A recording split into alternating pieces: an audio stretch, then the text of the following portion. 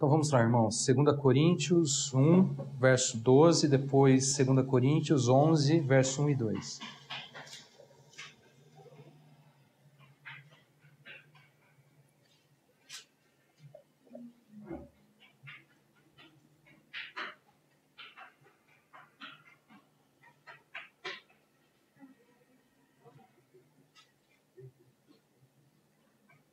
Segundo Coríntios 1, verso 12. Porque a nossa glória é esta, o testemunho da nossa consciência de que com santidade e sinceridade de Deus, não com sabedoria humana, mas na graça divina, temos vivido no mundo, e mais especificamente para convosco. Agora, 2 Coríntios 11, verso 1 e verso 2. Olha que interessante esse texto. Quisera eu me suportasseis um pouco mais na minha loucura. Suportai-me, pois, porque zelo por vós com zelo de Deus, visto que vos tenho preparado para vos apresentar como virgem pura a um só esposo, que é Cristo. Vamos orar? Senhor, nós agradecemos mais uma vez pela porção da palavra a nós revelada, Senhor. Pedimos nessa noite, Senhor, graça ao falar, ao pronunciar a Tua palavra e graça para ouvir. Dá-nos ouvidos, ó Pai, para ouvir da Tua palavra, segundo a Tua vontade, segundo o Teu querer. Pedimos, ó Pai, a unção do Espírito, pedimos a ministração do Espírito, que o Senhor conduza todas as coisas, Senhor, para o louvor e para a glória do Teu nome. Senhor, mais uma vez quero lembrar, Senhor, da vida do Rodrigo, da Vivian, Senhor, do Leozinho, Senhor, nessa situação. Pedimos, ó Pai, a graça do Senhor sobre a vida deles, o socorro, a ajuda, o consolo, a força do Senhor. Nós oramos, ó Pai, em nome de Jesus. Amém. Bom, irmãos, se unirmos parte desses dois textos aqui, a gente pode obter provavelmente uma das definições mais conclusivas, né, do Evangelho sobre essa vida na graça divina. Né? No capítulo 1, verso 12, Paulo declara que na graça divina temos vivido no mundo. E depois lá no capítulo 11, verso 2, ele diz assim também: porque zelo por vós com zelo de Deus, visto que vos tenho preparado para vos apresentar como virgem pura a um só esposo, que é Cristo. Temos que ter consciência disto, né? Segundo o Evangelho, segundo a palavra de Deus, nesta vida, na graça divina, temos sido o quê? Preparados. Para quê? Para nos apresentar como virgem pura a um só esposo, que é Cristo. Quer dizer, na vida, né, na graça, irmãos, na vida na graça divina, sem dúvida, é uma vida do quê? De preparação. Né? Para quê? Para nos apresentar a Cristo. Estamos sendo o quê? Preparados nessa vida de graça para nos apresentarmos a Cristo. Tudo o que a gente encontra dentro do Evangelho, né, a respeito da vida da graça, tudo que a gente vê aqui nessas cartas de 2 Coríntios, 1 Coríntios, certamente visa essa preparação. Estamos sendo preparados para nos apresentar a Cristo. Deus, através da vida de Paulo, aqui nestas cartas de 1 Coríntios, 2 Coríntios, claramente almejava, visava, né, a edificação, o aperfeiçoamento, ou seja, a preparação da igreja para se apresentar a Cristo. Quer ver, por exemplo? Olha só.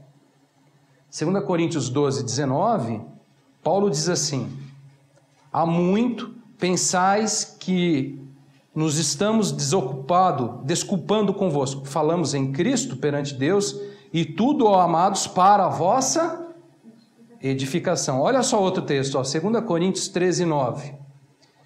Porque nos regozijamos quando nós estamos fracos e vós fortes. Isto é o que pedimos, o vosso aperfeiçoamento. O que Paulo almejava? O que Paulo visava, né, nessa carta? O que era a intenção dele? Exatamente, irmãos, a edificação, o aperfeiçoamento, ou seja, a preparação da igreja para se apresentar a Cristo. porque zelo por vós com zelo de Deus, visto que vos tenho preparado para vos apresentar como virgem pura a um só esposo, que é Cristo. Irmãos, no estudo de hoje, eu gostaria de refletir por alguns momentos sobre essa vida de graça em preparação a Cristo.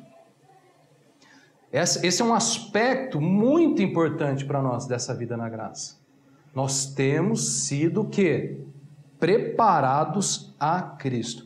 Com certeza temos ainda muito que aprender sobre isso, né? Temos muito ainda que entender, crescer no conhecimento sobre esse aspecto, sobre essa preparação tão importante, irmãos, para nós. E que provavelmente rege tudo o que acontece conosco nessa caminhada com Cristo. Temos sido preparados para nos apresentar a Cristo. Provavelmente tudo o que acontece conosco nessa caminhada com o Senhor é regido por esse princípio. Nós temos sido preparados para Cristo.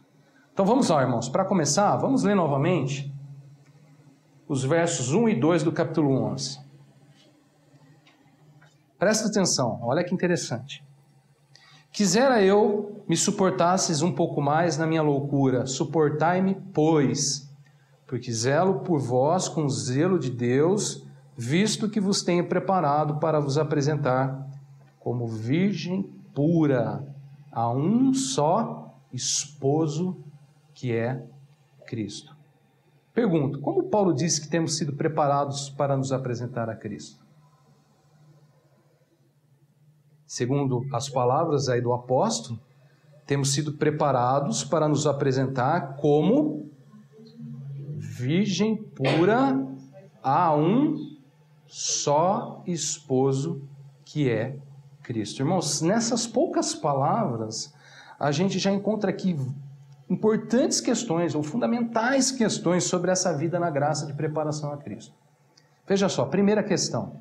Segundo a palavra, quando nos apresentarmos a Cristo, devemos ser semelhantes, ou como, o quê? Uma virgem pura. O que isso significa? Pensa.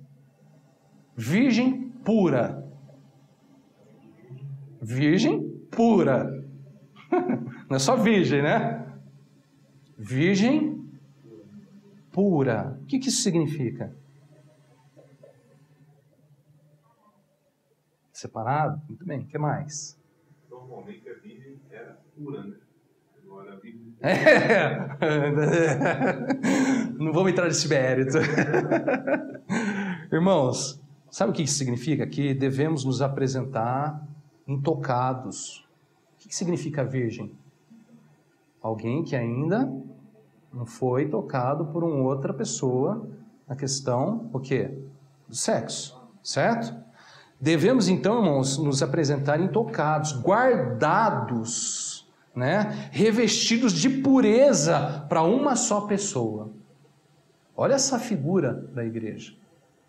Temos sido preparados para nos apresentar, irmãos, guardados, separados, intocados, revestidos de pureza, como que para uma só pessoa. E essa pessoa quem que é? Cristo. Irmãos, em outras palavras, podemos dizer que a vida na graça divina é uma vida de separação, é uma vida de consagração e santificação. Como virgem pura a um só esposo, que é Cristo. Ou seja, intocados, guardados e revestidos de pureza para um só, que é Cristo. Como uma virgem pura que se separa e se guarda para um único marido, assim também nós nos separamos, nos guardamos e nos purificamos para Cristo. Vocês conseguem perceber isso? Conseguem notar isso? Irmãos, isso é um aspecto fundamental dentro dessa vida na graça que nós estamos falando. Temos estudado. Nós estamos falando, nos últimos estudos, sobre o que é viver na graça divina. Temos vivido na graça divina no mundo.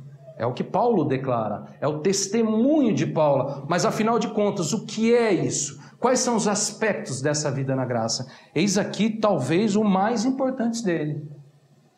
Temos sido preparados para nos apresentar a Cristo. Como será que será o dia que nos apresentaremos a Cristo? Estaremos preparados? Estamos preparados? Hã? Temos que estar, sem dúvida. Bom, essa é a primeira questão. Segunda questão, olha só. Paulo completa dizendo assim: vos tenho preparado para vos apresentar como virgem pura a um só esposo, que é Cristo. Presta atenção nessa expressão aqui, ó. Um só esposo, que é Cristo. O que isso significa? Porque não, olha só, virgem pura, certo? E aí tem mais uma outra questão. Um só esposo, que é Cristo. O que isso significa?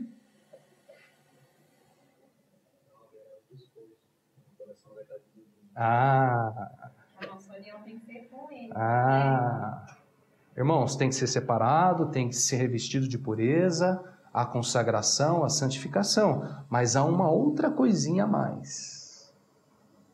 Irmãos, isso significa que nessa vida na graça divina, de preparação a Cristo, em nossos corações, em nossas vidas, não há lugar para outros amores. Entendeu?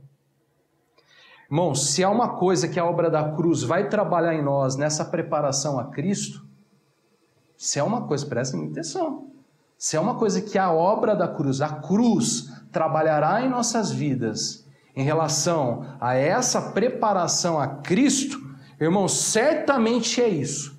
Há um só esposo, há um só amado, há um só Deus, há um só Senhor. Ontem a gente estava aqui, né, Paulo? Estávamos aqui estudando sobre Pedro, e Paulo citou lá o texto: santificai a Cristo em vosso coração como Senhor. Irmãos, se é uma coisa que Cristo, que a graça, que a cruz trabalhará na nossa vida em preparação, porque temos sido preparados para nos apresentar a Cristo. Com certeza, saiba disso. Há um só esposo, há um só amado, há um só Deus, há um só Senhor. Naquele dia que nos apresentarmos a Cristo, não poderemos nos apresentar a Ele com corações divididos, ou seja, com muitos amores. Jesus Cristo quer para si uma esposa totalmente dele. Quem é aqui o marido que quer uma esposa que não seja totalmente dele? Diga para mim, quem é o marido que quer uma esposa dividida, com o coração nele e em outros amores? Quem é, irmãos? Você acha que Cristo quer? Por que Cristo ia querer algo assim? Irmãos, se há uma coisa que Ele quer para Ele, é uma igreja com o coração totalmente dele. Irmãos, isto é, o Senhor quer para si uma igreja que o ame e o adore plenamente. Irmãos, isso é uma das coisas mais importantes dentro do Evangelho, dentro da obra da cruz. Sabe por quê? Porque Ele é o amado, Ele é o mais distinguido entre outros 1000. Sabia disso? Olha só, Salomão certa vez profetizou, Cânticos 5, 9 e 10, olha que lindo esse texto. Que é o teu amado mais do que o outro amado? Ó tu, a mais formosa entre as mulheres. Que é o teu amado mais do que o outro amado, mais que tanto nos conjuras. Ó meu amado, o meu amado é alvo e rosado, o mais distinguido entre 10.000. Irmãos, não há lugar para outros amores. Se temos sido preparados para nos apresentar a Cristo, Temos que saber disso, temos que ter consciência disso. O nosso coração deve ser todo dele. Todo dele. Ele quer todo o nosso coração. Ele não quer parte do nosso coração. Ele não quer resto do nosso coração. Ele não quer um canto do nosso coração. Ele quer todo o nosso coração. Temos sido preparados para nos apresentar como virgem pura a um só esposo, que é Cristo. Nessa vida na graça não tem lugar para outros amores. Ou o coração é de Cristo, ou não é de Cristo.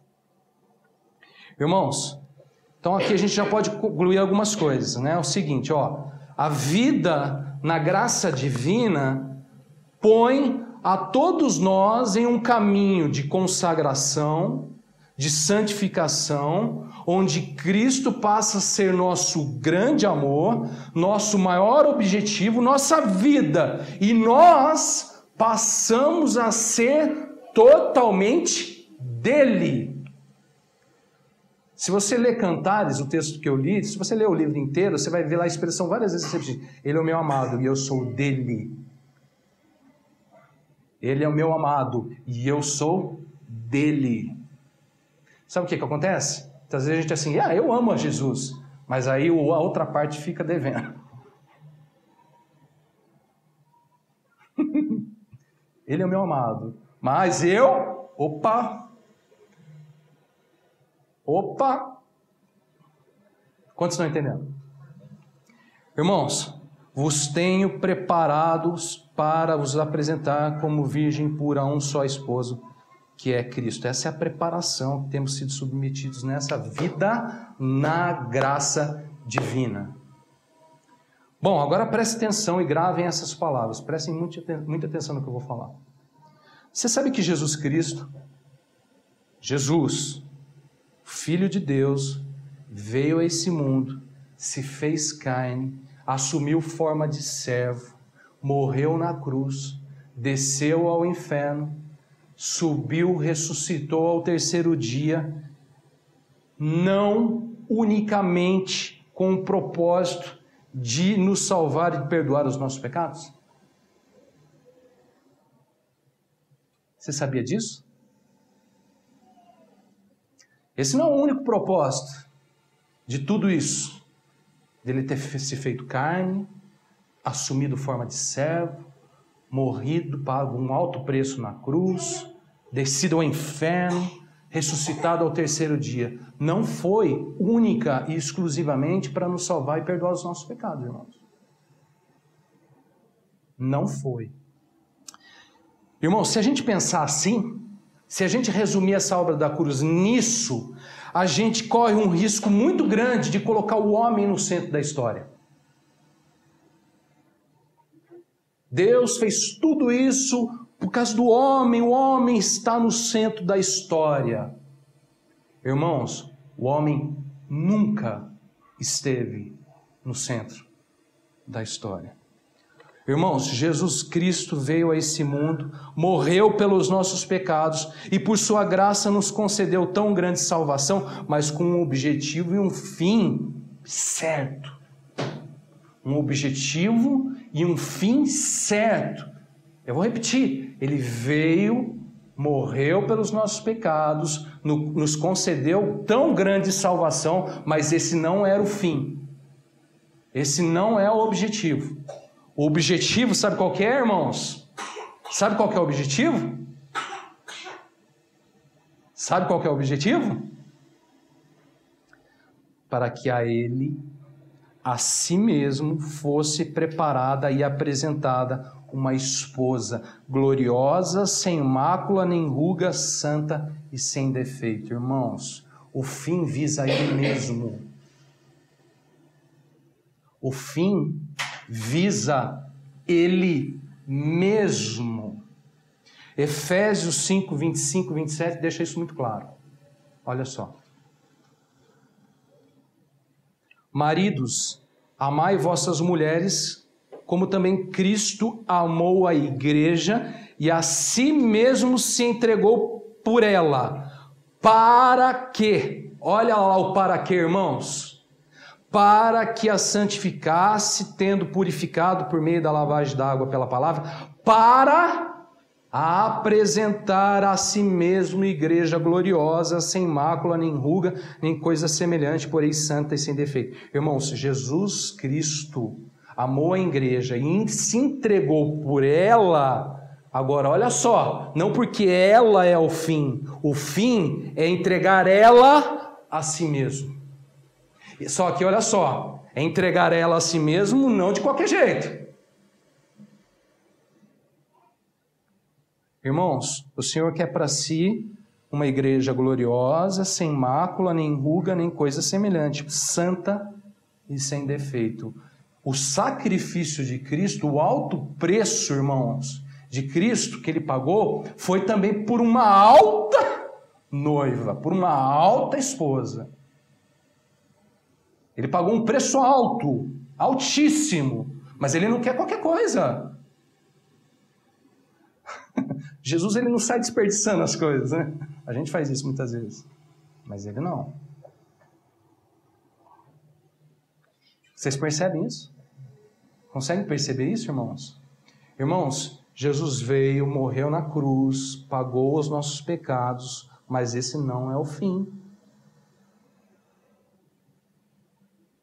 O fim é apresentar a Ele mesmo uma esposa, uma igreja gloriosa, sem mácula nem ruga, santa e sem defeito. Ou seja, como virgem pura a um só esposo, que é Cristo. Esse é o alvo, irmãos. Esse é o fim predisposto por Deus, irmãos, na criação. Eu e você temos, sim, pela graça de Deus, a honra de poder participar disso. Se a gente não fizer escolhas erradas. Porque nós temos o livre-arbítrio. Nós escolhemos. Aquele que quiser vir após mim, se quiser vir após mim, tome sua cruz, negue-se a si mesmo e me siga. Irmãos, esse é o fim, essa é a questão, é preponderante isso no Evangelho, sabia, irmãos? Foi por isso que Paulo declarou em Romanos 11:36, porque dele, por meio dele e para ele, não para o homem, irmãos, são todas as coisas. A ele, pois, glória eternamente. Irmão, presta atenção aqui, ó. Porque dele, por meio dele e para ele, são todas as coisas. Tá vendo?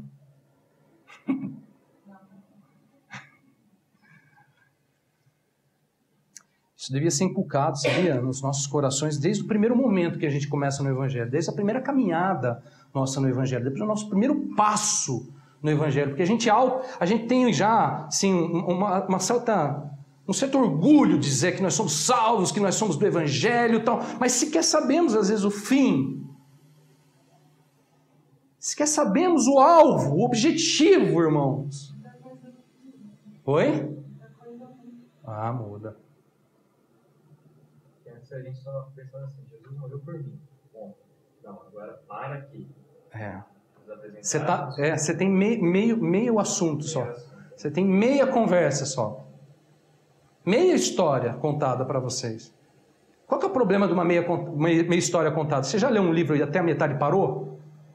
O que acontece? Hã? Você fica sem saber o final.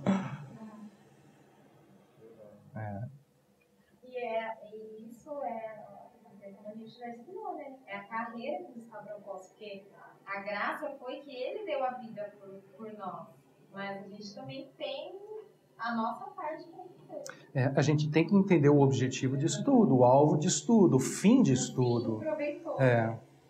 O fim não é fazer a gente rico, maravilhoso, viver uma vida sem problemas, totalmente contente, alegre, sem nada. Né? O fim não tinha nada, tem um monte de coisa. Nossa, está muito longe disso. Muito longe disso. Miles away. Quilômetros e quilômetros de distância. Isso não existe. Qual que é o fim, irmãos? Qual que é o fim? Qual que é o fim? Se você sair com isso daqui hoje, você já sai com muita coisa. Qual é o fim, irmão? Há um só esposo, que é Cristo. O fim, irmãos, é Cristo. Deus vê a satisfação do Filho, irmãos, em nossas vidas. Quando Ele olha para a igreja gloriosa, Ele está olhando, sabe o que, irmãos? Antes de qualquer coisa, irmãos. Deus se preocupa com o nosso bem-estar? Deus se preocupa com a nossa vida? É evidente, irmãos. Deus prova o seu amor pelo fato de Cristo ter morrido na cruz pelos nossos pecados. Mas o fim, irmãos, é a satisfação do Filho. Eu também falo que a gente se preocupar com comer, com vestir. Isso daí não precisa se preocupar. É importante se preocupar com isso. O fim. Quando isso não está certo em nós, irmãos, a gente, na nossa caminhada, a gente escorrega por muitos caminhos. Quando isso não está certo, na nossa caminhada com Cristo, a gente esbarra em muitos caminhos. E a gente fica desorientado. Muita coisa passa a não ter nem sentido, porque a gente perde o alvo. A gente está desfocado. No alvo errado. Alvo errado. Bom, vamos continuar, vai? Temos mais algumas questões sobre essa preparação a Cristo. Olha só, 2 Coríntios 10, 3 a 6. Aqui tem uma outra questão muito importante. Muito importante. 2 Coríntios 10, 3 a 6.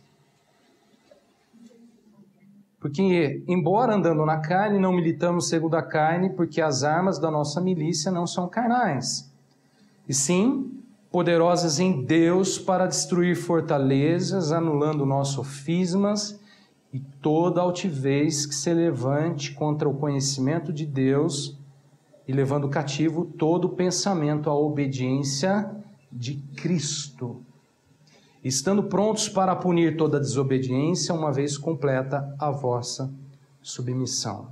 Irmãos, qual que é a grande questão aqui nesse texto que envolve a vida na graça divina de preparação a Cristo? Com certeza é a obediência. Mas qual que é a grande questão aí? Presta atenção nas palavras. Militamos, armas. O que vem à tua cabeça quando a gente fala sobre isso?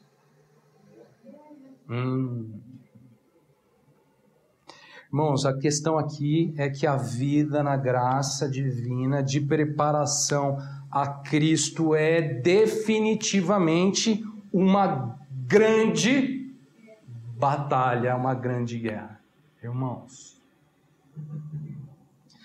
olha só, claramente a gente pode ver aqui no texto Paulo, né, e a igreja caminhando na graça divina, militando, batalhando em Deus, segundo Deus.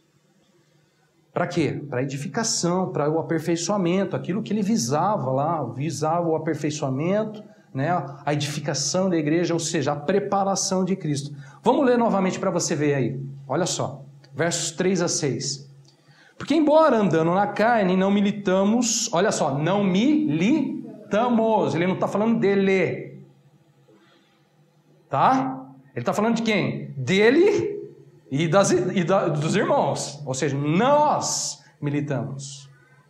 Segundo a carne, porque as armas da nossa milícia não são carnais, e sim poderosas em Deus, para destruir fortalezas, anulando nossos sofismas, e toda altivez que se levanta contra o conhecimento de Deus, levando cativo todo pensamento à obediência de Cristo, estando prontos para punir toda desobediência, uma vez completa a vossa submissão. Evidentemente aqui a gente tem muitos assuntos importantes, mas que a gente não vai poder analisar hoje todos eles. O que eu gostaria que vocês notassem nesse texto é o seguinte: Paulo aqui afirma que embora andando na carne,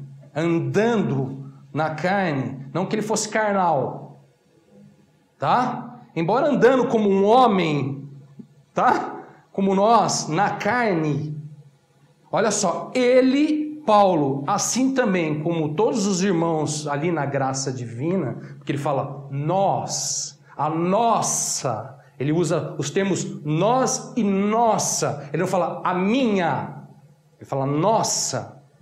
Irmãos, embora andando na carne, ele, Paulo e a igreja, os irmãos na graça divina, militam, batalham, olha só, não segundo a carne, mas aí no verso 4, com as armas da nossa milícia poderosas em Deus. Ok, Paulo está falando que andando na carne, ele não batalha o quê? Na carne, mas segundo Deus, com as armas da milícia poderosas aonde? Em Deus. O contexto aqui é do que, irmãos? Batalha. Certo? O contexto é de batalha. Por que a gente pode incluir esse contexto de batalha na vida da graça divina? Porque é a mensagem da carta inteira. Ele não tira isso do contexto, certo? Estamos falando lá desde o capítulo 1, verso 12, do que? Temos vivido na graça divina neste mundo, irmãos. Então o contexto é viver na graça divina. Ok, na graça divina, ele está vivendo e andando na carne, mas batalhando, militando, assim como os outros irmãos da igreja, segundo as armas poderosas em Deus. O contexto é de batalha. Bom, pergunto, para que Paulo batalhava com essas armas da milícia poderosas em Deus? Por que ele fala sobre isso? Que batalha é essa que ele está falando? Veja só, versos 4 e 6. Porque as armas da nossa milícia não são carnais e sim poderosas em Deus. Agora olha só. Tá vendo um para aí, irmãos? Não tem um para aí? Hã? Então grava esse para aí. Por que ele batalhava lá, né? Com as armas poderosas em Deus, irmãos? Olha só. Para destruir fortalezas, anulando nós sofismas e toda altivez que se levanta contra o conhecimento de Deus, levando cativo todo pensamento à obediência de Cristo. Precisamos ter ouvidos a essa palavra, a gente precisa ter ouvidos a isso. Irmãos, para que a igreja fosse edificada, para que a igreja fosse aperfeiçoada, para que a igreja estivesse preparada, irmãos, para se apresentar a Cristo, Paulo lutava em Deus, segundo as armas poderosas, em Deus, com as armas de Deus, irmãos, para destruir fortalezas, para anular sofisma. Você sabe o que é sofisma? Não? Sofisma, irmãos, é raciocínio que induz ao erro. Raciocínio, mente, que induz ao erro. Paulo lutava para destruir fortalezas, para anular sofisma, para anular toda altivez que se levanta contra o conhecimento de Deus, e para levar cativo, irmãos, olha essa expressão, todo pensamento à obediência de Cristo. Nossa, que luta, hein, irmãos? Deixa eu falar uma coisa para vocês. Essa é a luta. Preste atenção, porque você não vê nada falando sobre Satanás nesse texto. Irmãos, essa é a luta. Levar cativo ao senhorio de Cristo, à obediência de Cristo, todo pensamento.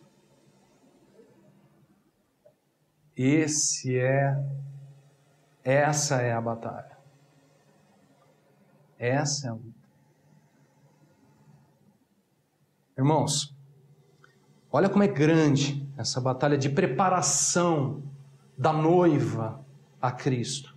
Na vida, na graça divina, todos nós militamos. Todos nós. Nós militamos, ele usa aí. Nossas armas da milícia. Todos nós militamos para levar cativo, irmãos, todo pensamento à obediência de Cristo. Todo pensamento, toda mente, por isso que Paulo fala em Romanos 12 sobre a renovação da mente. Todo pensamento à obediência de Cristo. Na vida, na graça divina, todos nós militamos, irmãos, sabe para quê? Fortalezas caírem. Olha essa expressão. Fortalezas precisam ser destruídas. Sabe aonde? Sabe aonde? Aonde? Fala! No nosso pensamento. Irmãos, na graça divina todos nós militamos, sabe para quê? Sofismas e altivez serem anulados.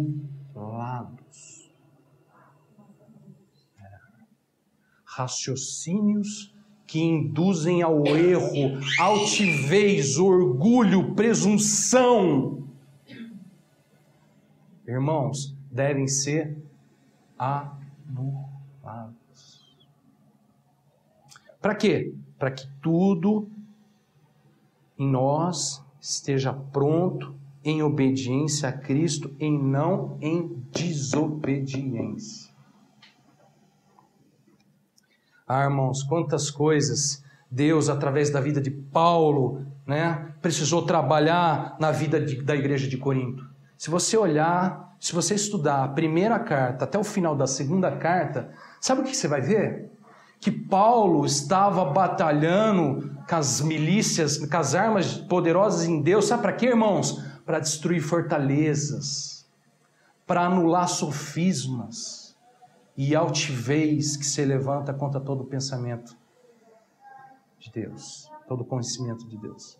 Se você pegar essas duas cartas, você vai ver que tudo o que Paulo estava fazendo era batalhar para que a igreja estivesse preparada, pronta. Mas como que ele fazia isso? Ele precisava destruir fortalezas. Ele precisava, irmãos, anular sofismas, anular altivez nos irmãos.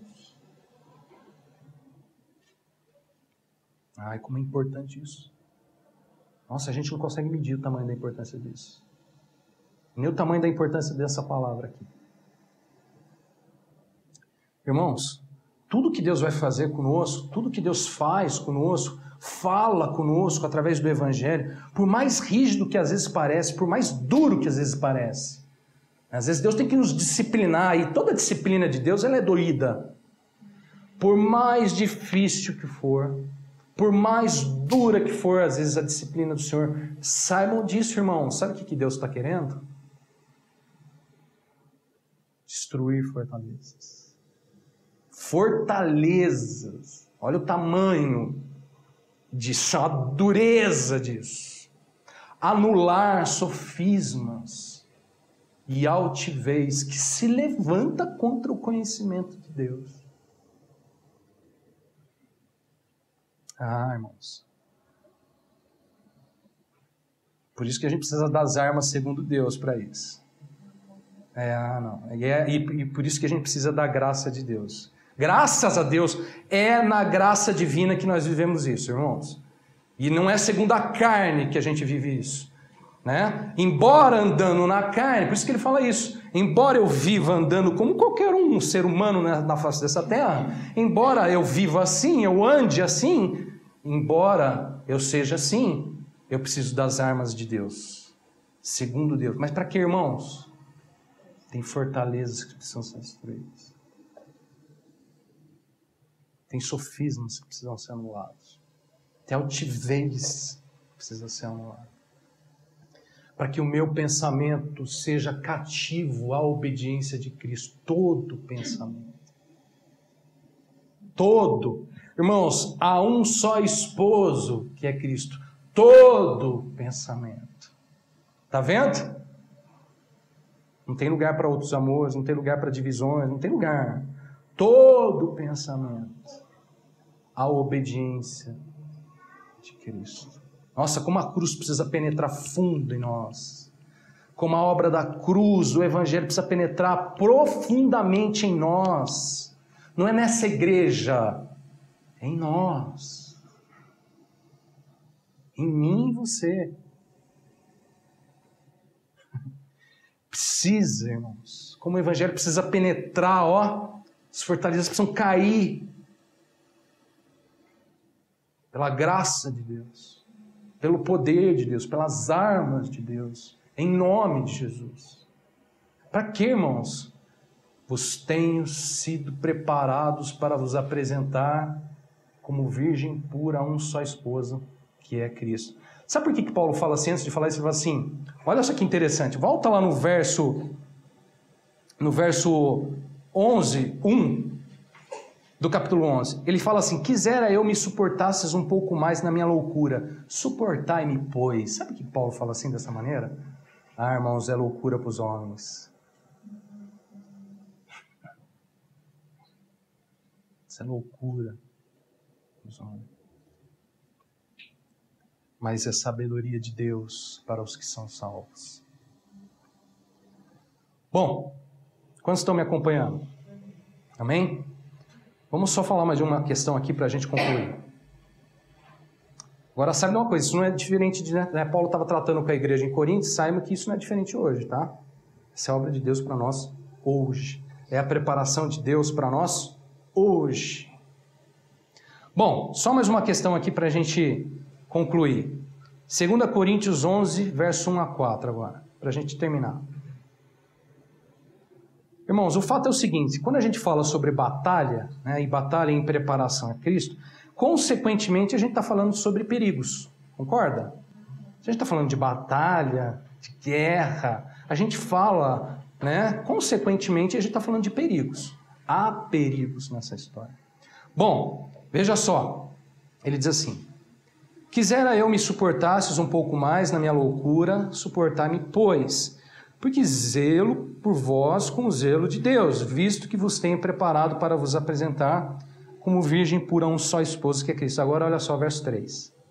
Mas receio que, assim como a serpente enganou a Eva com a sua astúcia, assim também seja corrompida a vossa mente.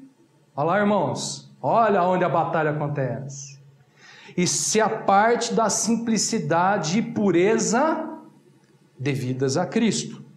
Se na verdade, vindo alguém prega outro Jesus que não temos pregado, ou aceitais espírito diferente que não tendes recebido, ou evangelho diferente que não tendes abraçado, a esse de boa mente o tolerais. Irmãos, nessa luta de preparação da igreja e Cristo, Paulo tinha com certeza várias preocupações com a igreja. Veja só, ele diz aí no verso 3, 2 e 3, que ele diz assim, zelo por Deus, zelo por vós com o zelo de Deus, porque eu quero preparar vocês para apresentar como igreja pura, né, como uma virgem pura, a um só esposa que é Cristo. Aí no verso 3 ele diz assim, mas eu receio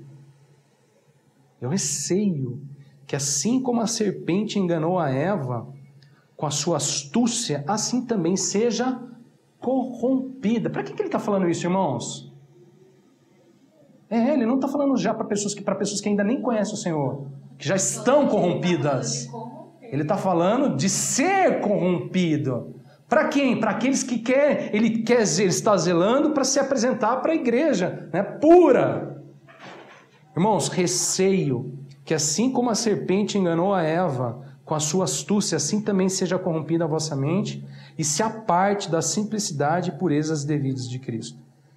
Irmãos, Paulo tinha um zelo de Deus pela igreja. Paulo zelava pela igreja na luta de preparar a igreja para Cristo. Paulo zelava, lutava pela igreja, mas Paulo também tinha um receio.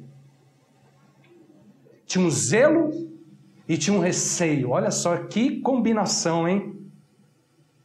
Ele zelava pela igreja, mas ele receiava pela igreja. Seu receio era que, ao invés de se apresentar como virgem pura, a igreja fosse apresentada diante de Cristo como Eva. Irmãos, há duas figuras comparativas no texto. A primeira qual que é? Virgem pura. A segunda qual que é? Eva. Paulo zelava com o zelo de Deus para que a igreja fosse apresentada como virgem pura. Mas Paulo receava, tinha um receio que na verdade, que ao invés disso, a igreja na verdade fosse se apresentar como Eva. Olha essa comparação. Qual que é a diferença? Por que Eva? Por que ele usa Eva, ele cita Eva na história? O que acontece com Eva, irmãos? Ela não se guarda. Porque ela Ela não se guarda.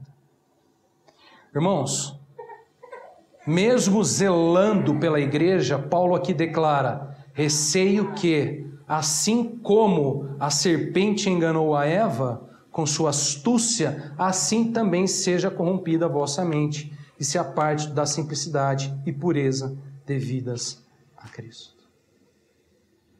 O que aconteceu com Eva? Eva foi corrompida. O que aconteceu com Eva? Eva se apartou da pureza e das simplicidades devidas, irmãos, a quem? A Cristo. Olha o fim aí de novo, ó. Irmãos, quão grandes são os perigos nessa batalha. Falamos aqui de serpente enganando com suas astúcias. Falamos aqui da mente sendo corrompida, se apartando da simplicidade e da pureza devidas a Cristo. Quer maior perigo que esse?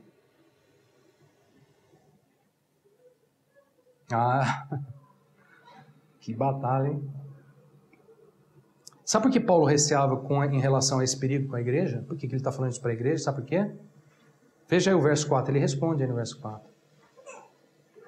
Se na verdade vindo alguém prega outro Jesus que não temos pregado, ou se aceitais espírito diferente que não tendes recebido, ou evangelho diferente que não tendes abraçado, a esse de boa mente o tolerais. Sabe onde a serpente, irmãos, astutamente estava entrando lá na igreja de Corinto, lá naquela época já, para corromper aqueles irmãos e para que eles não estivessem preparados a Cristo? Sabe aonde, irmãos, que eles estavam entrando lá? Satanás estava entrando lá com as suas astúcias? Veja você mesmo. Se na verdade vindo alguém prega outro Jesus que não temos pregado, ou se aceitais espírito diferente que não tendes recebido, ou evangelho diferente que não tendes abraçado, a esse de boa mente o tolerais. Irmãos, saibam disso. A estratégia da serpente para desvirtuar a igreja na preparação a Cristo, essa estratégia de Satanás, desde lá do começo, hein? Desde lá do início, foi e sempre será, irmãos, introduzir outro Jesus, outro evangelho, outro Espírito. Paulo deixa isso claro, irmãos, no verso 12 e no verso 13. Olha só. 2 Coríntios 11, 12 e 13. Mas o que faço e farei é para cortar a ocasião àqueles que as buscam como intuito de serem considerados iguais a nós, naquilo em que se gloriam. Porque os tais são falsos apóstolos, obreiros fraudulentos, transformando-se em apóstolos de Cristo. Agora, sabe qual que é o grande perigo, irmão, nessa história? Sabe qual que é o grande perigo e por que Paulo estava receando com a igreja? Porque, irmãos, esse outro Jesus, esse espírito diferente e esse evangelho diferente estavam sendo tolerados de boa mente pela igreja. Tolerados. Onde que está isso? Ele fala lá, irmãos, no verso 4, ele diz: a esse de boa mente o tolerais. Olha só, depois ele repete isso aqui no verso 19 e 20 do capítulo 11. Porque sendo vós sensatos, de boa mente tolerais os insensatos. Tolerais quem vos escravize, quem vos devore, quem vos detenha, quem se exalte, quem vos esbofeteie no rosto. Nossa! Nossa!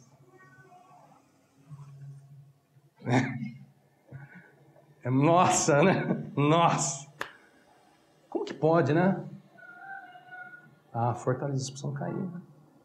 Sofismas precisam ser anulados. Altivez precisa ser anulada. Irmão, chegamos ao fim. Chegamos ao fim do estudo. Sabe uma coisa? Não sei com você, mas quando eu vejo tudo isso, né, eu sinto no meu coração uma grande necessidade da graça de Deus. Graças a Deus, é na graça divina que temos vivido e sendo preparados a Cristo. Graças a Deus. Mas quando eu penso nisso tudo, quando eu vejo tudo isso, eu sinto uma necessidade gigantesca da graça.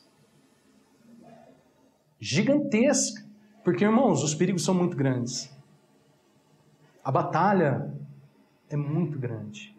Quão grande a nossa necessidade, irmãos, da obra de Cristo, da obra da cruz, da renovação da mente, do novo homem. Quão grande é a nossa necessidade, irmãos. Para quê, irmãos? Para quê? Para nos apresentarmos, irmãos, como virgem pura a um só esposo, que é Cristo. Eu peço e eu clamo ao Senhor que o Senhor nos ajude, irmãos, a nos preparar nessa caminhada. Que o Senhor nos ajude, tenha misericórdia de nós nessa incrível batalha. É incrível essa batalha. Que a graça nos visite de tal maneira, irmãos, com as armas da milícia do Senhor, poderosos em Deus, para que as fortalezas caiam, para que os sofismas sejam anulados, para que a altivez seja anulada contra todo pensamento, conhecimento de Deus. Que a graça do Senhor nos visite, irmão, e sabe o que faça na nossa vida? Desfaça toda e qualquer estratégia de Satanás, da serpente, para desvirtuar os nossos pés, os nossos passos, nessa caminhada de preparação a Cristo. Porque o que mais nós precisamos é estar prontos para Cristo. O que mais nós precisamos, irmãos, é estar preparados para Cristo. Agora, essa preparação não é daqui, é agora. Porque se Cristo está voltando e está às portas, como diz a palavra, irmãos, você tem que estar preparado agora. Você tem que estar pronto agora. Essa é a meta, esse é o alvo, que pela graça do Senhor sejamos apresentados como virgem pura a um só esposo, que é Cristo. Em nome do Senhor. Amém? Vamos orar.